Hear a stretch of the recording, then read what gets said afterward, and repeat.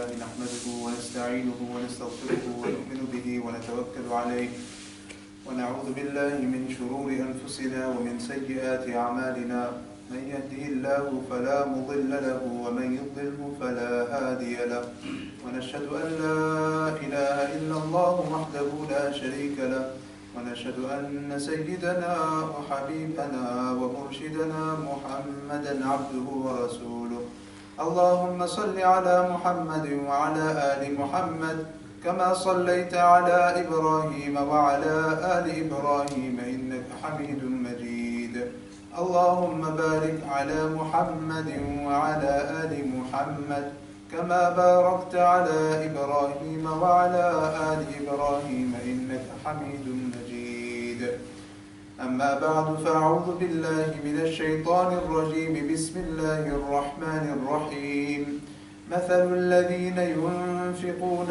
أموالهم في سبيل الله كمثل حبة أنبتت سبع سنابل في كل سنبلة 100 حبة والله يضاعف لمن يشاء والله واسع عليم صدق الله العظيم. All praise is due to Allah subhanahu wa ta'ala, our creator, our sustainer, the one who gave us life, the one who will give us death, and the one who will resurrect us. He is our creator and He is the only one worthy of worship. And He is the one who gave us iman and made us from the ummah of Muhammad sallallahu alaihi wasallam, and then gave us hidayah, gave us tawfiq to come into His house, to perform our salah, to sit in gatherings where we might hear His kalam, His words. And then so that we might reflect on His words and then we might, inshallah, act upon it. And this Qur'an is a book of hidayah, a book of guidance. And so when we recite the Qur'an, when we listen to it, when we reflect on it, then we are seeking guidance. And the ultimate goal is Jannah. This is what we all want. And we all want to achieve the pleasure of Allah Ta'ala. When the believers will enter Jannah, then they will receive so many things, things that they could not have possibly imagined. And they will think, what more could we possibly want? And then Allah will ask them, are you pleased? And they will say, of course we are pleased, Ya Allah. And He will say, should I not give you something even more than this? Something even greater than what you have received? And they will say, oh Allah, we can't possibly imagine what could be greater. And He will say that today I am pleased with you. Subhanallah. If you have achieved the pleasure of Allah, what more could you possibly want? So this is our ultimate goal. He is our creator. He has given us everything that we need. And so all we should be trying to achieve is His pleasure. And Allah teaches us how to achieve His pleasure through the Qur'an, through the example of the Prophet ﷺ. So we've been hearing from Surah Al-Baqarah, the surah of the cow, and we're in the third juz now. We're coming towards the end of Surah Al-Baqarah, but not quite yet. This was a surah that was revealed in Medina Munawwarah, and we heard at the beginning a brief description of the people who have faith, then a brief description of those who have disbelieved, then a brief description about the munafiqeen, the hypocrites. Then we went through many ayat where Allah Ta'ala reminded the Banu Israel of the many things, many favors that He had bestowed upon them, how He had helped their forefathers, and how they should learn from those things that they had done in the past, and learn from their mistakes. But even if they don't learn from them, we should learn from their mistakes, so that we don't fall into the same traps. And then afterwards, Allah Ta'ala gave us some ahkam, some rulings, so that we might be able to build this Islamic society, this community that was being built in Medina at the time. Because of course, once the Muslims had gathered in this one rather safe place, Medina Munawwarah, then they needed some guidance on how to behave with one another, behave with their adversaries, their enemies, how to ensure that their society was pure and proper, and so there would be no corruption in their society. So Allah Ta'ala provided guidance on this. And we see many rulings on this that we've already heard. Then, once again, we heard about Jalut, Dawood alayhi salam, the story of Talut, the story of Shamuel alayhi salam, and how Allah Ta'ala allowed Dawood alayhi salam to overcome Jalut. And then Allah Ta'ala blessed Dawood alayhi salam with the two things of wisdom, hikmah, so with nubuwah, being made a messenger from Allah Ta'ala, and also being given the kingdom. So with the two things that were combined by Allah Ta'ala in Dawood alayhi salam. And then Allah Ta'ala reminded us that there were many anbiya, many rusul, many messengers from Allah Ta'ala. Some of them had a higher rank than others, but they all came with the same message. And just a few ayat afterwards, we heard Ayatul Kursi on the same page. And it's Ayatul Kursi, this ayah which describes Allah Ta'ala and all His majesty and His power. That is the message that all of the anbiya, all of the messengers came with. They all came with that one message, that worship Him, subhanahu wa ta'ala, the all-powerful, the almighty, the one who doesn't need anyone else but everyone is in need of Him. Worship Him and only Him. This was the messenger they all came with. This was the message they all came with, whatever rank they may have had.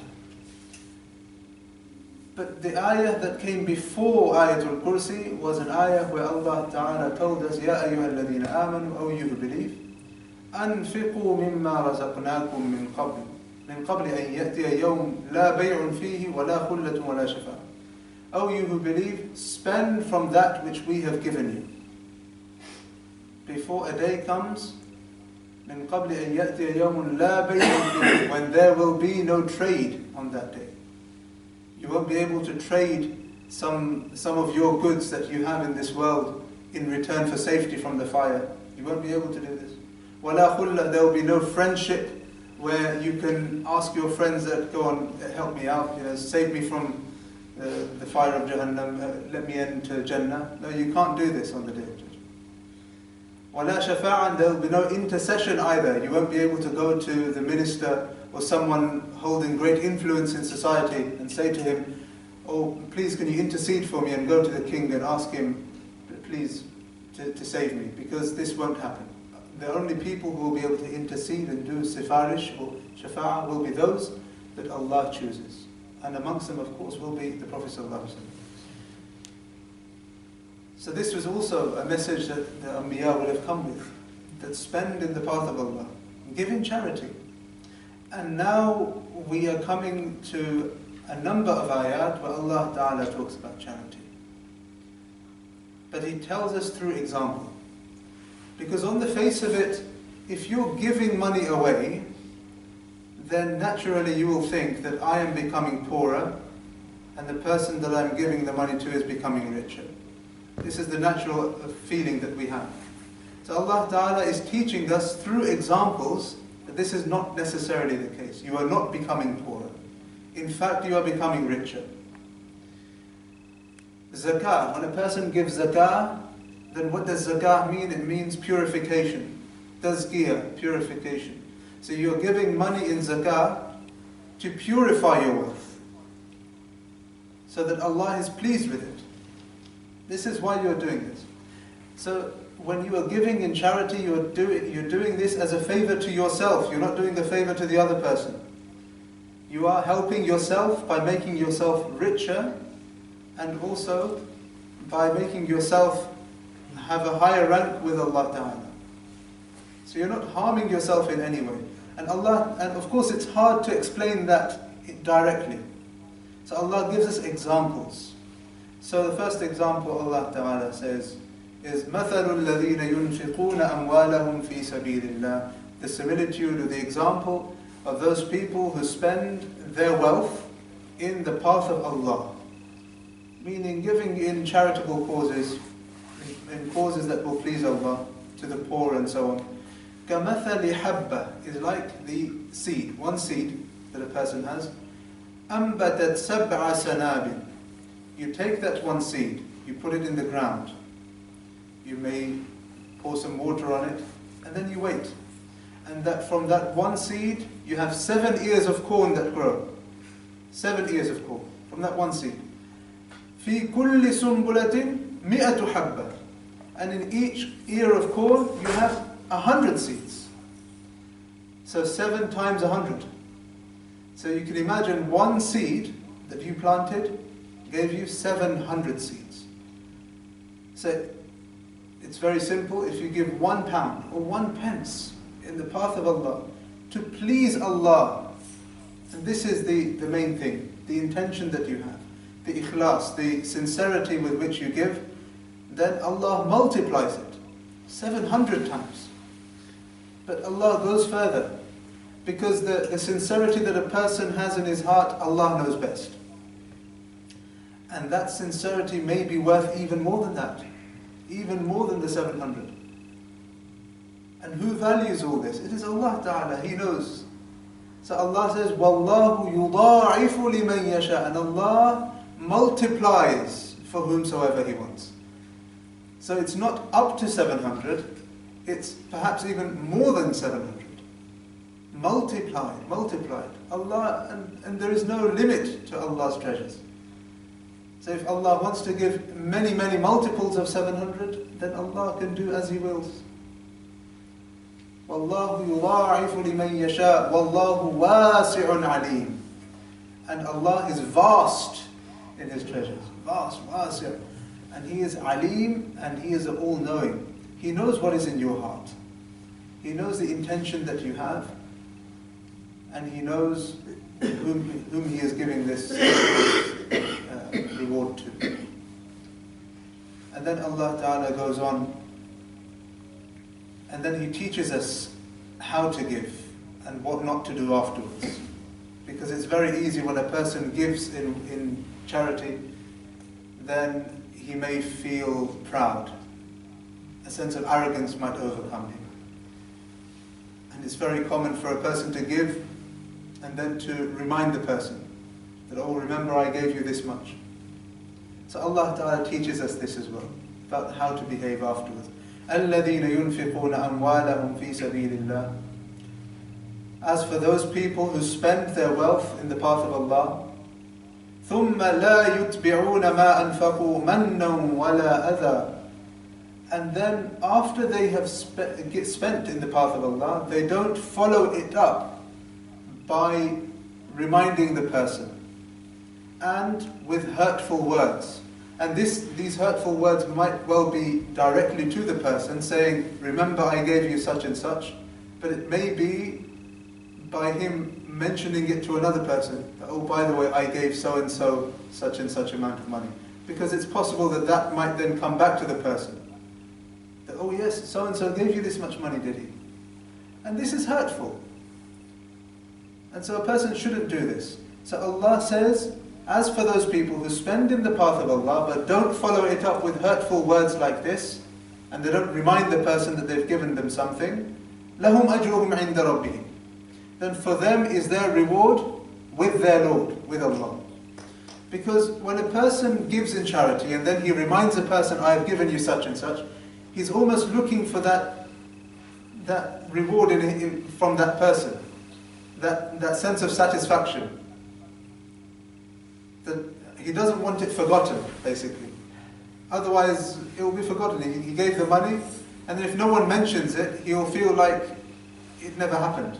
But he wants to remind himself, and he wants to remind others that, yes, I did give this money. So Allah is reminding us that, no, don't worry, your reward is safe with me. So don't feel the need to remind that person. لَهُمْ أَجْرُهُمْ عِنْدَ رَبِّهِمْ وَلَا خَوْفٌ عَلَيْهِمْ. And there will be no fear for them on that day. There's no fear for them anyway in this world from poverty, because they've given in the path of Allah. وَلَا هُمْ يَحْزَنُونَ. And on the day of judgment they will not be saddened. Because remember, they will see their reward that day and they'll think, yes, it was a good idea. It's a good thing I gave it. So they won't be saddened. No fear will overcome them of poverty, and no sadness will come upon them for having parted with this money. قَوْلٌ مَعْرُوفٌ وَمَغْفِرَةٌ خَيْرٌ مِّن صَدَقَةٍ يَتْبَعُهَا أَذًى. Then Allah goes further, because He knows that we are weak. He knows that many of us, we can't help ourselves. And if we give in sadaqah, if we are giving sadaqah, then we will feel like we can't stop ourselves from reminding the person. So if a person finds himself in such a position, that Allah reminds him, قَوْلٌ مَعْرُوفٌ وَمَغْفِرَةٌ, to say a nice word, or to simply forgive, that is better than to give a sadaqah and then to follow it up with a hurtful word. It's better simply to say a nice word.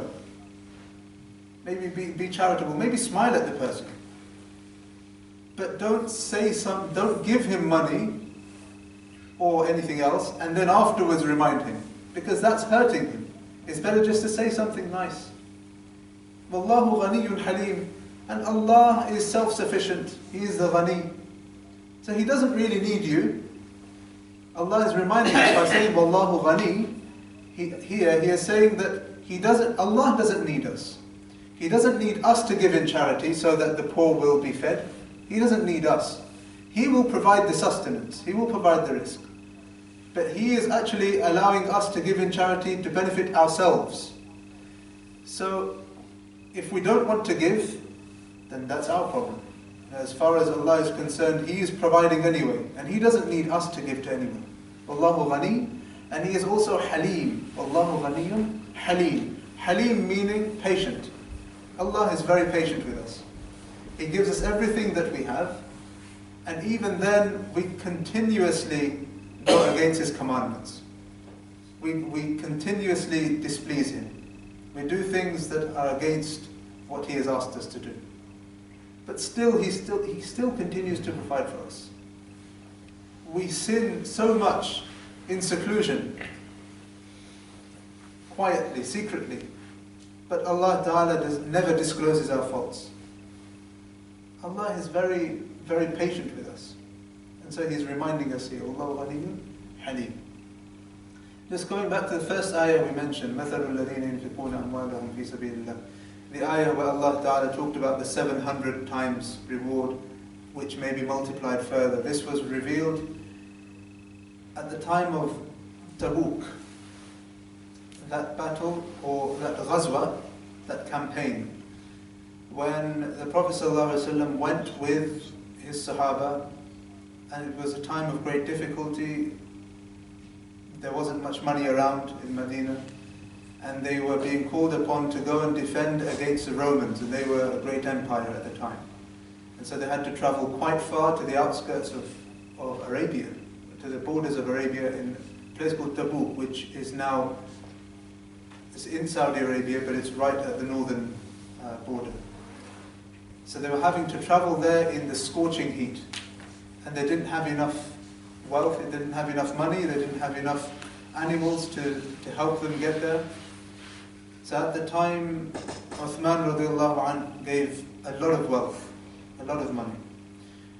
And also Abdul Rahman ibn Auf radiallahu anh, he came to the Prophet ﷺ and he said, I have 8,000 dirhams, silver coins. I have 8,000 silver coins in my possession.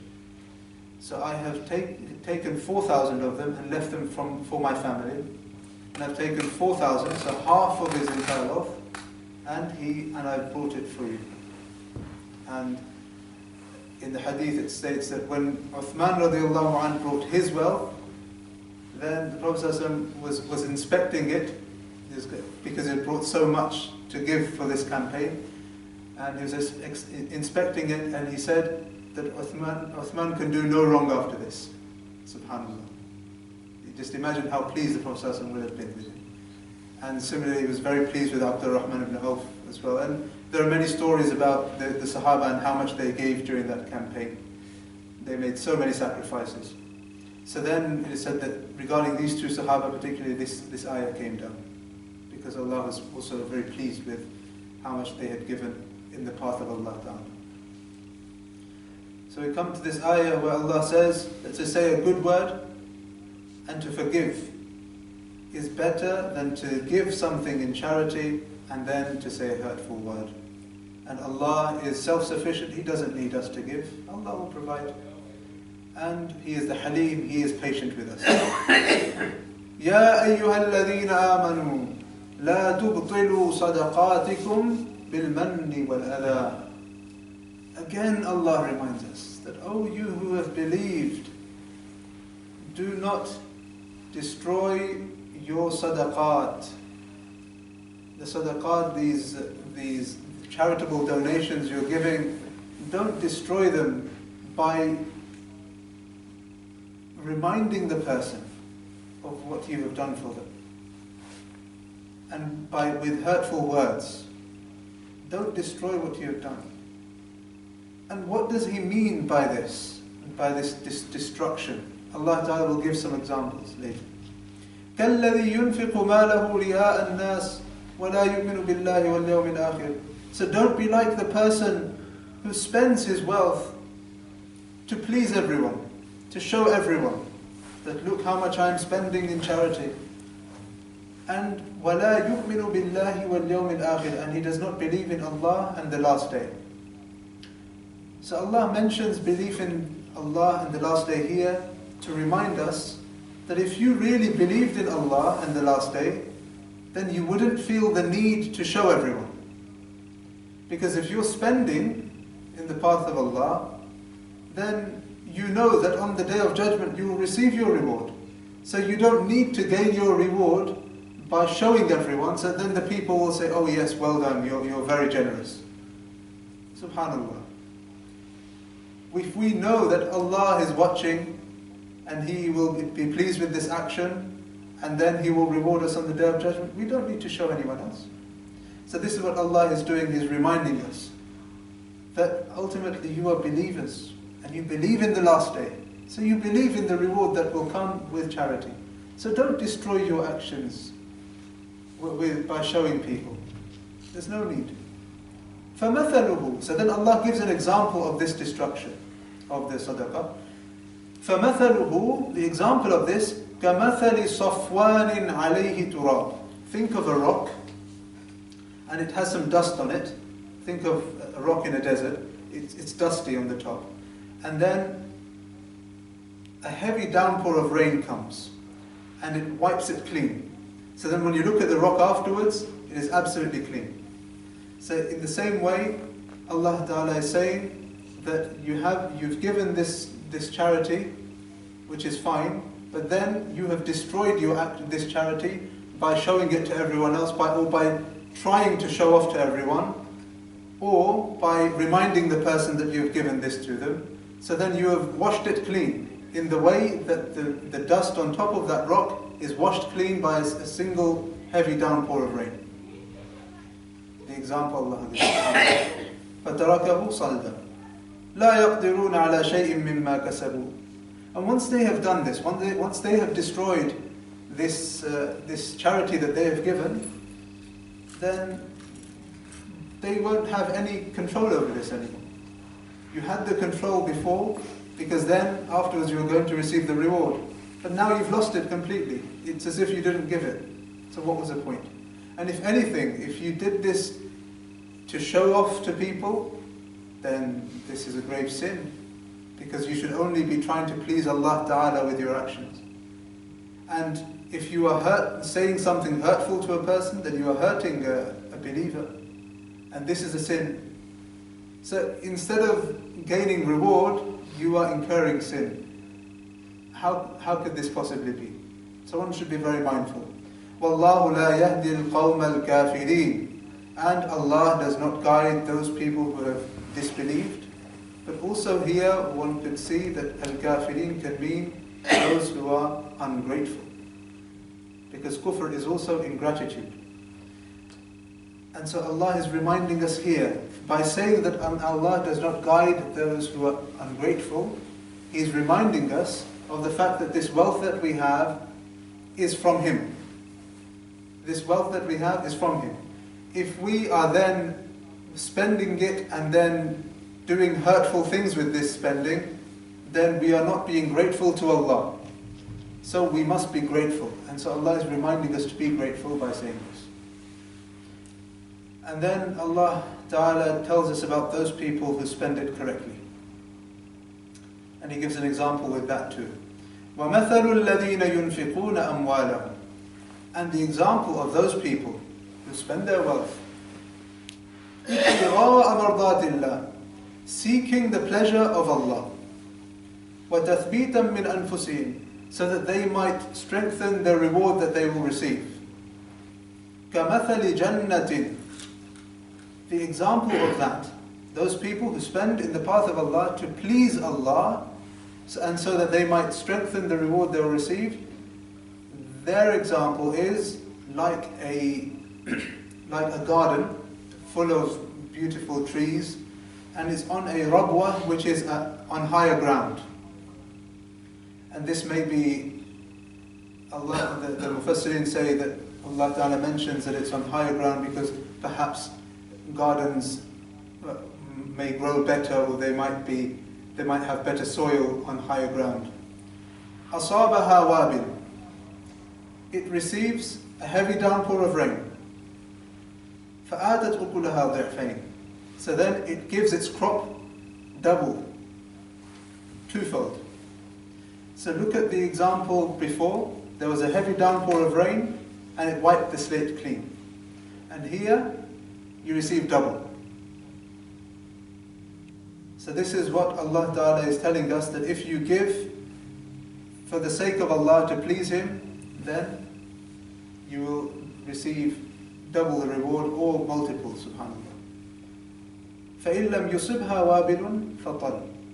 And even if it's not a heavy downpour, even if it's just a drizzle, just a shower, even then it will grow. It will have an increased growth. It won't be in vain. وَاللَّهُ بِمَا تَعْمَلُونَ بَصِيرٌ. And Allah is watching over everything that you do. So Allah is watching us. He hears us. He knows what is in our hearts. He knows our intentions. And so what we can learn from this also is that even before we give in charity, we should try and rectify our heart, rectify our intentions. Think about our intentions first. Why am I giving this? If this is for the sake of Allah, then I expect the reward to come from Him. I don't need the reward to come from praise from others. I don't need the reward to come from that person giving me a small gift back as a token of appreciation. I don't need any of this. The reward will come from Allah.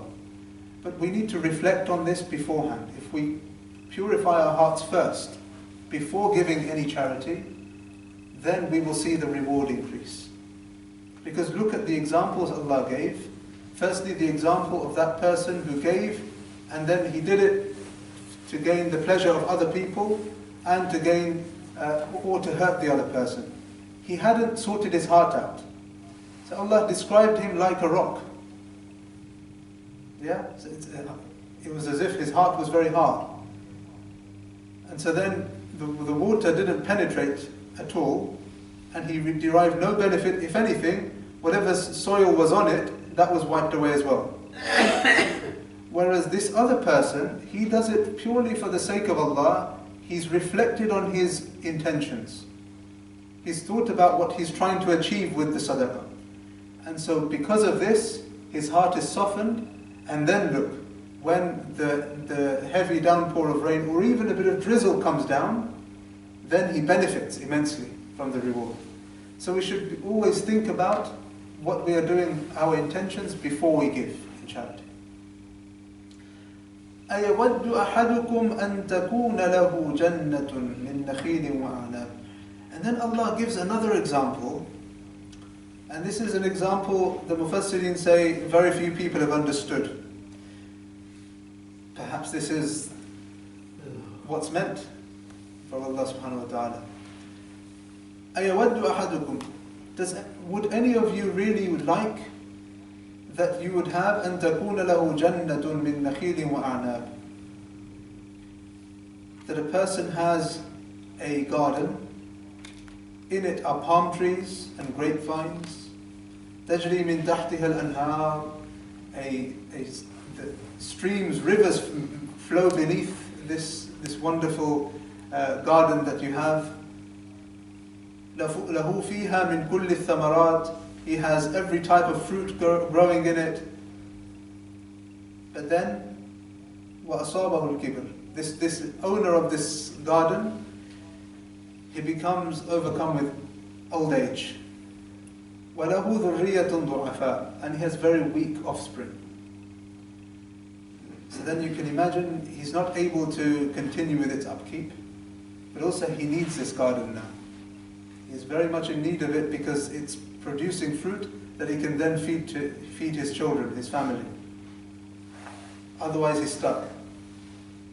فَأَصَابَهَا إِعْصَارٌ. So then a whirlwind comes upon it, which has fire in it too. فِيهِ نَارٌ فَاحْتَرَقَتْ. So then everything is burned to the ground. So then he's left with nothing. So this is an example that Allah gives. Allah isn't explaining what this example is of. But then what Allah says is, كَذَلِكَ يُبَيِّنُ اللَّهُ لَكُمُ الْآيَاتِ. In this way Allah explains His signs, His ayat, for those people who ponder. Allah wants us to reflect on this. He wants us to think about it. And so look how many examples He has given here. But here He doesn't even tell us what the example is of. He wants us to reflect on it.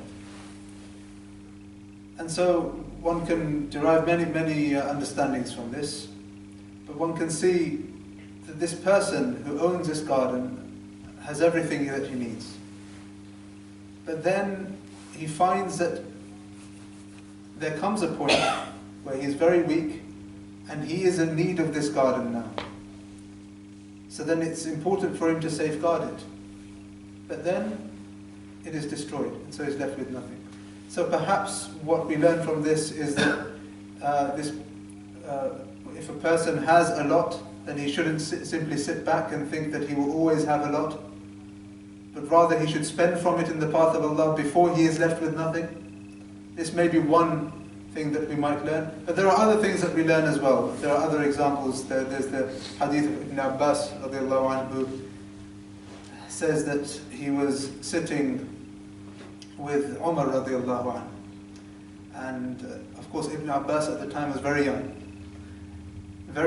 and Umar radiallahu anhu said to his companions at the time that this ayah, أَيَوَدُّ أَحَدُكُمْ, this ayah, what do you think is the meaning of this? So they all said, Allahu a'lam, Allah knows best. And he became very angry. Don't give me this Allahu a'lam, no, tell me, what do you understand from this? What is the meaning of this ayah? So then no one was speaking. And then Ibn Abbas radiallahu anhu said, I think I might have some inclination towards an idea of what it might be, something along these lines. So Ibn Abbas was very young, so he felt shy to speak up in front of all of these senior Sahaba. So Umar radiallahu anh says, no, don't worry, don't consider yourself inferior. Speak, tell us what you think. So then he said something along the lines of, I think this is where a person is quite wealthy, and then he has been giving in the path of Allah, and so he's been receiving a lot. And then shaitan overcomes him. And shaitan comes and tells him to stop spending. Otherwise he'll become poor. So then poverty overcomes him in this way and everything is destroyed. So this is something that he understood. But Allah knows best what he means, but we can learn many things from this example that Allah gives us. But ultimately we should make the most of every opportunity that we have to spend before a time comes when we are poor.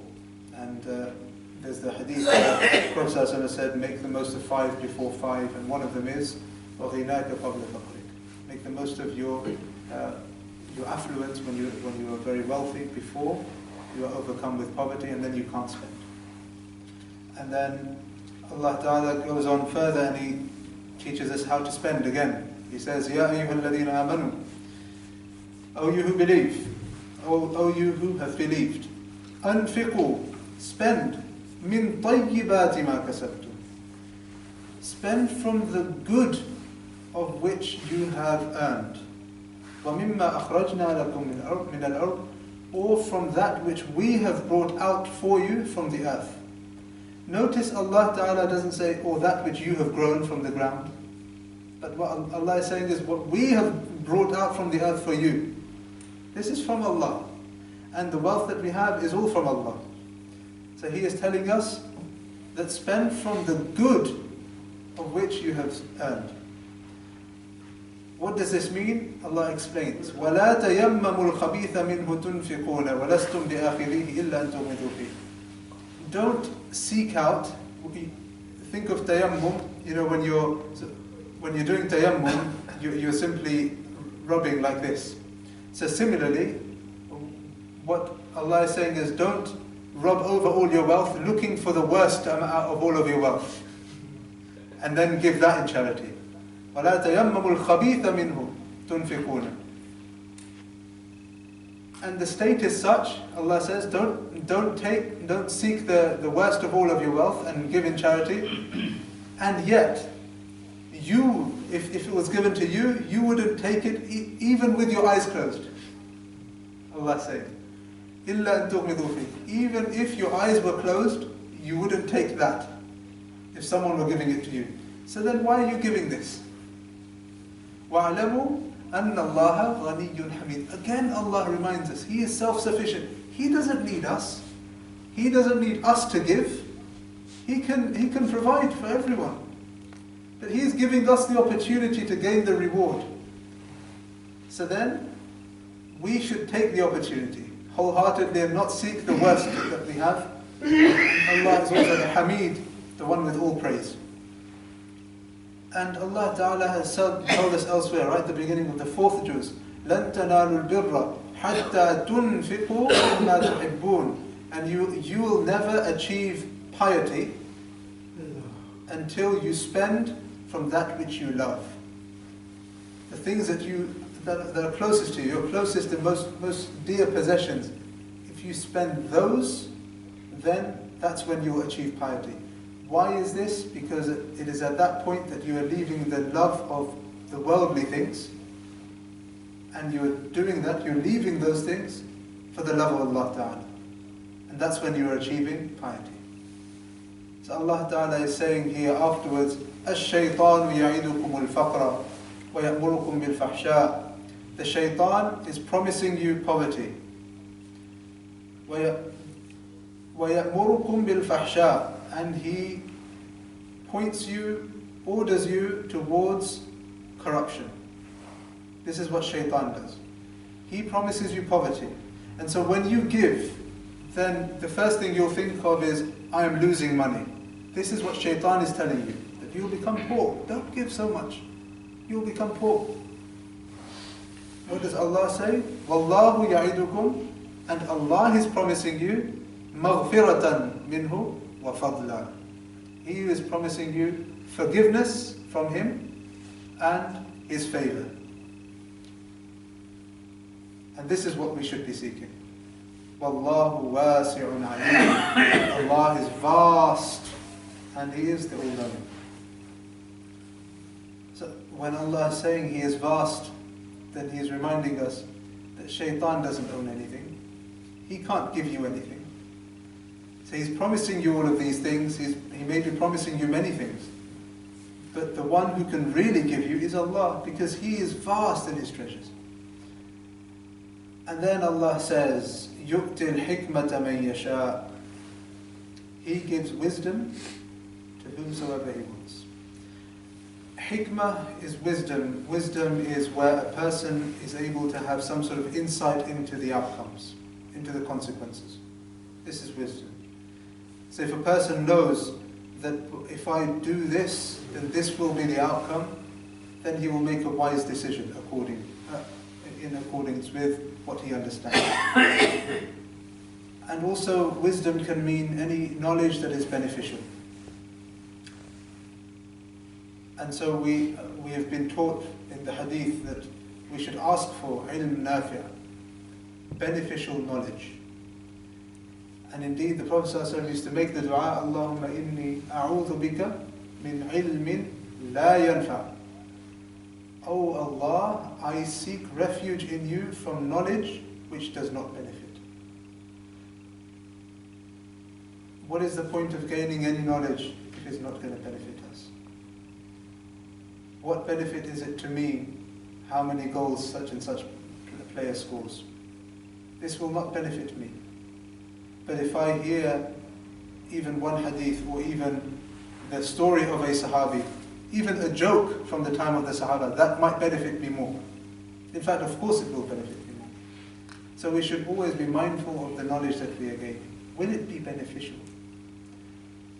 It may benefit us only in the dunya, fine. It may benefit us in the akhirah, alhamdulillah.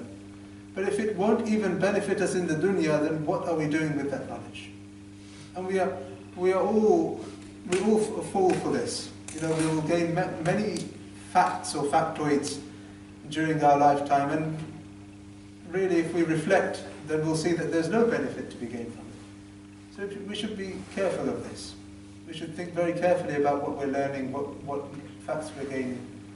Watching the news or listening to the news, for example, how is that benefiting me?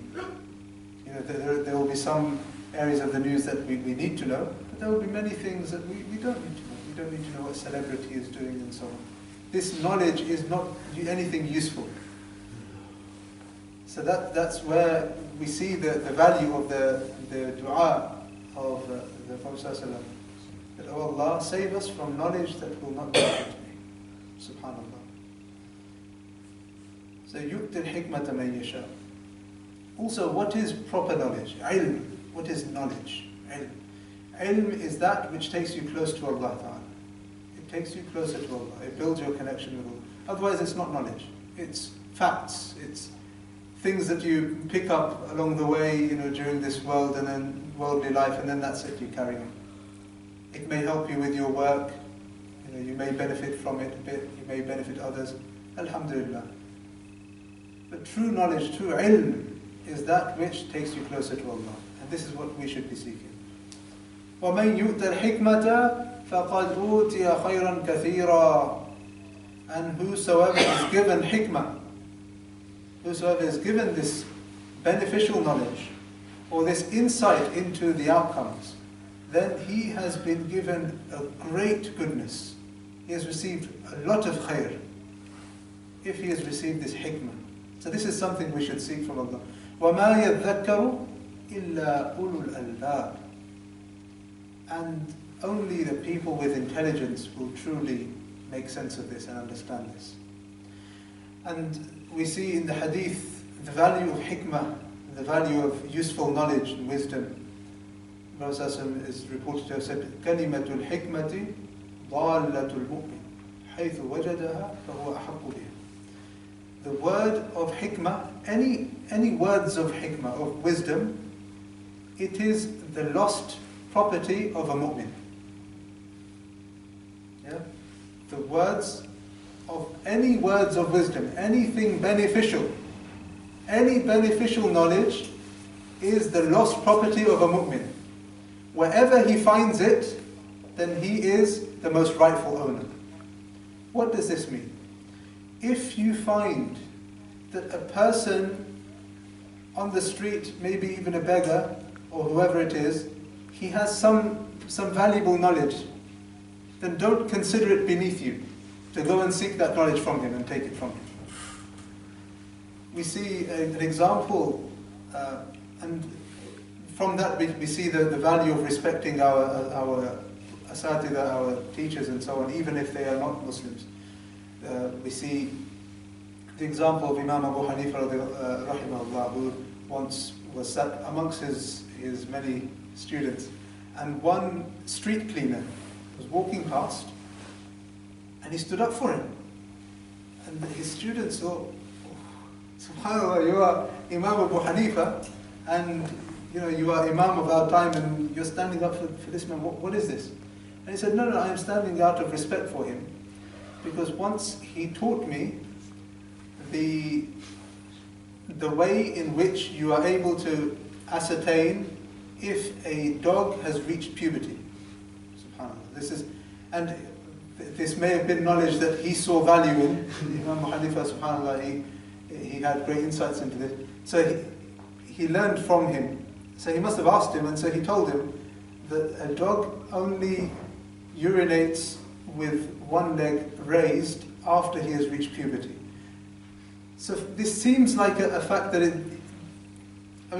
it's not even a fact that we might necessarily reflect on much. But this was something that he had gained from this man walking past, so he showed him that respect. And so this is something that we learn. We learn many things from this. We see the respect that he gave to this teacher, even if it's one thing. But also we learn that perhaps this was an area of knowledge that he needed for his understanding of fiqh. Allahu A'lam. And so he went and sought it from that man, and he didn't consider it beneath him. And we see that there are some words where I think it's attributed to Ali radiallahu anhu, but I'm not sure, where it is said, "Man 'allamani harfan, sirtu lahu 'abdan." Whoever teaches me one letter, and I will become his slave. Showing again the respect that is given to one's teacher and anyone who teaches you anything. So, kalimatul hikmati dhalatul mu'min. A word of wisdom is the lost property of a believer. Wherever he finds it, he should go and grab it. Even if he thinks that this person is of a lower class or whatever it might be, one should never consider this. You should go and find that knowledge and take it. Also, if you spend time with a person or in any place, you should try and take all the good that is in it and leave what is bad and what is corrupting. خُذْ مَا صَفَى دَعْ مَا كَدِرْ. Take what is pure and leave what is foul. Simple. You will often find yourself in a situation where there are discussions happening, or people are talking, or you'll see people doing certain things. So try and see what is beneficial there, what you can learn from that. Always look for the learning point in every situation you find yourself in life. And leave everything that is corrupting and evil. And this will then build you. Because of course, this is our lost property. Anything good, any type of wisdom, any good, valuable knowledge is our lost property, and we are the rightful owners of it. May Allah Ta'ala give us the tawfiq to recite the Qur'an, to understand its many lessons and to act upon it. May Allah Ta'ala allow us to give in charity, and may Allah Ta'ala give us ikhlas, sincerity whenever we give, and make us from those who give it for the sake of seeking His pleasure.